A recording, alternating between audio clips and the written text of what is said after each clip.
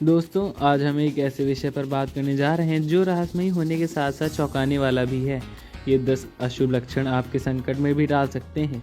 भारत में परंपरा हजारों सालों के से ज्ञान और अनुभव के आधार पर कुछ ऐसी बातें समझ में प्रचलित हैं जो आपको सोचने पर मजबूर कर सकती हैं।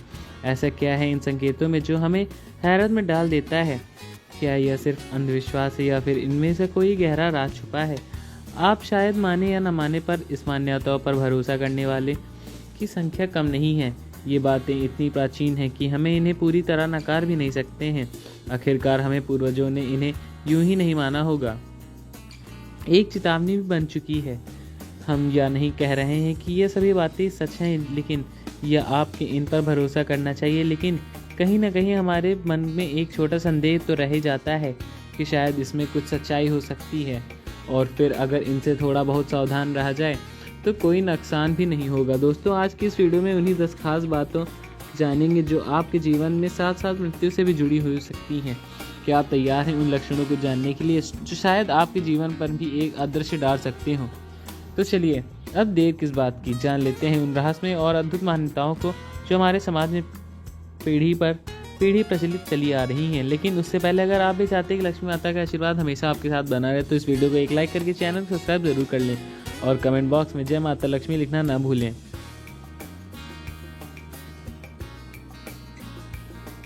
नंबर 1, नाक का ना दिखाई देना। दोस्तों, ऐसा माना जाता है कि यदि आपकी नाक आपको दिखाई देना बंद हो जाए तो समझिए मौत निकट आ गई है, या फिर आप किसी गंभीर बीमारी के शिकार हो गए हैं। यह भी मान्यता है कि सीधे खड़े होकर यदि आपको अपने घुटने दिखाई नहीं देते हैं तो आपका शरीर खतरनाक स्थिति में है। दरअसल अगर आप असनियत जीवन शैली जी रहे हैं तो लगातार तनाव में रहेंगे। नाक का दिखाई देना बंद होने का मतलब है कि आपकी शक्ति तेजी से क्षरण हो जाती है, आपकी तोंद निकल आई है। अगर आपके घुटने न दिखें तो तुरंत खान पान पर रोक लगाकर योग करना शुरू कर दें। नंबर 2, सीटी बजाने का मतलब संकट को बुलाना। दोस्तों, ऐसा कहा गया जाता है कि घर में रात में सीटी नहीं बजानी चाहिए। इससे न केवल धन की हानि होती है बल्कि आप अनजान संकट को बुलावा दे सकते हैं। यह भी माना जाता है कि रात में सीटी बजाने से बुरी आत्माएं सक्रिय होती हैं। हालांकि यह धारणा जापान में भारत प्रचलित हो गई है। भारत में रात में सीटी बजाना शुभ माना जाता है और सांप को बुलाने का संकेत है। कुछ लोग मानते हैं कि सीटी बजाने से भैरव शनिदेव रूठ जाते हैं। नंबर 3, सुनसान स्थान पर पेशाब करना। दोस्तों, ऐसा माना जाता है कि किसी सुनसान या जंगल की विशेष भूमि पर पेशाब करने से भूत पीछे लग जाते हैं। कुछ लोग पहले थूकते हैं फिर पेशाब करते हैं, और कुछ लोग कोई मंत्र पढ़कर ऐसा करते हैं। साथ ही लोग नदी, पुल या जंगल की पंगड़ी में पेशाब करने से बचते हैं। नंबर 4, जूते चप्पल का उल्टा होना। दोस्तों, ऐसा माना जाता है कि घर में के बाहर रखे जूते या चप्पल अगर उल्टे हो जाएं तो उन्हें तुरंत सीधा कर देना चाहिए, अन्यथा किसी से लड़ाई होने की संभावना भी बढ़ जाती है। इस अंधविश्वास से बचने के लिए अगर आप चप्पल उल्टी हो तो एक चप्पल दूसरे चप्पल को मारकर सीधा करने का रिवाज होता है। जूते के मामले में भी ऐसा ही करते हैं। जूतों से जुड़े अन्य अंधविश्वास, कई लोग जूते या चप्पल को नज़र और अनहोनी से बचने के टोटका मानते भी हैं, इसलिए वे अपनी गाड़ी के पीछे निचले हिस्से में जूता लटका देते हैं। यहाँ तक कि जूता सूंघने से मिर्गी का दौरा भी शांत होता है। नंबर 5, हड्डी बजाना। इसे हड्डी तोड़ना, चटकाना, कटकाना कहते हैं। अक्सर लोग अपनी उंगलियों की हड्डियां चटकाते हैं जिससे खोले लक्षण कहते हैं। माना जाता है कि ऐसे करने से लक्ष्मी भी चली जाती हैं। तो क्या आप इस पर यकीन करते हैं?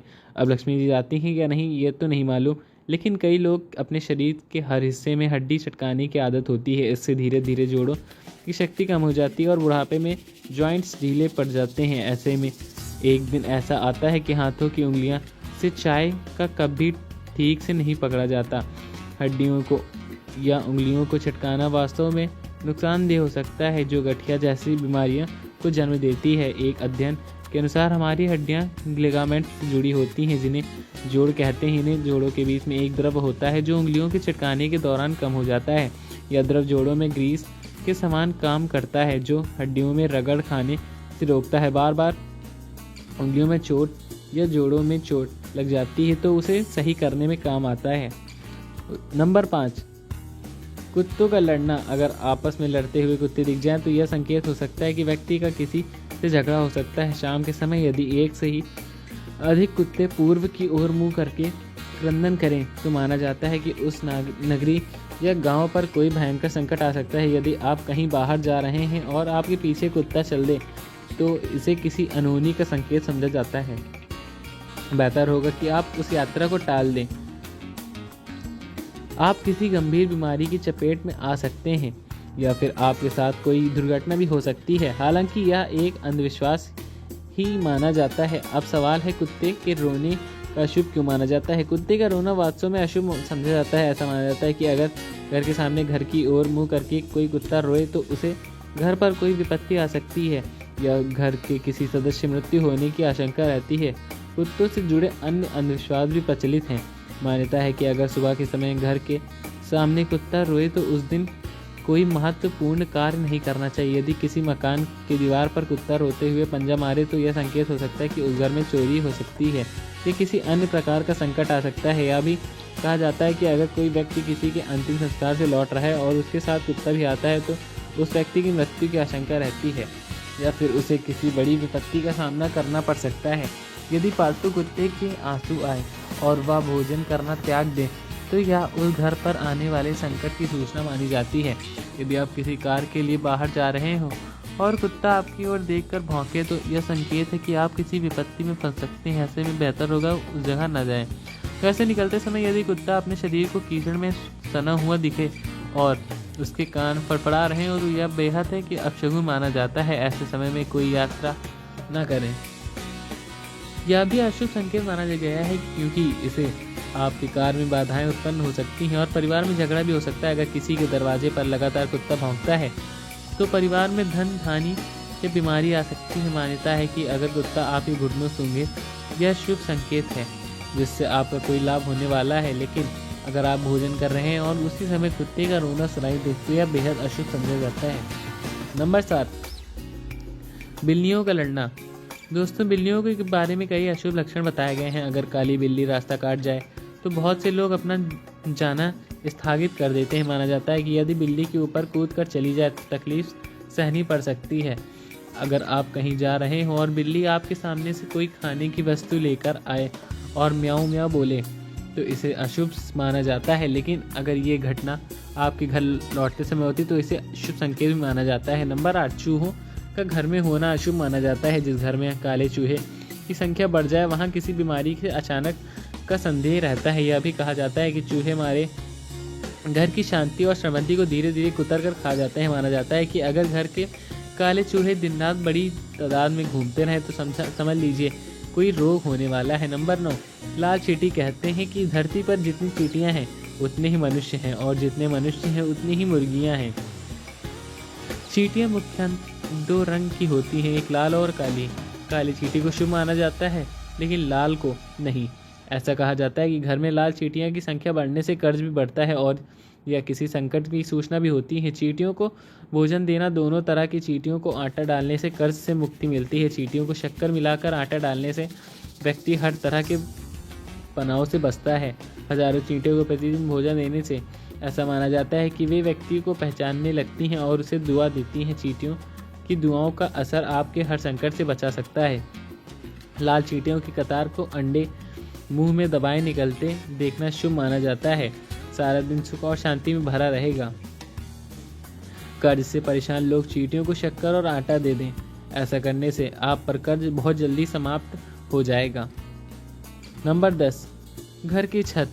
दोस्तों, जिस भवन की छत पर कौवे, टिटहिरी या उल्लू जोर जोर से आवाज़ करे वहाँ किसी समस्या का उदय अचानक हो सकता है। यदि घर में कौवा, गिद्ध, चिड़िया या कबूतर रोज बैठने लगे और 6 महीने तक लगातार निवास बनाए रखे तो यह ग्रह स्वामी पर विपत्तियों का सूचक होता है। सुबह या शाम के समय यदि कोई कौवा मांस या हड्डी लाकर गिरा दे तो इसे अमंगलीय संकेत होता है जिससे बीमारी, चोट आदि पर धन खर्च होने की संभावना होती है। अगर किसी पक्षी ने घर किसी समय कोई लोहे का टुकड़ा गिराया तो यह अशुभ माना जाता है। इसके चलते अचानक छपा पड़ने की कारावास होने की संभावना भी हो सकती है।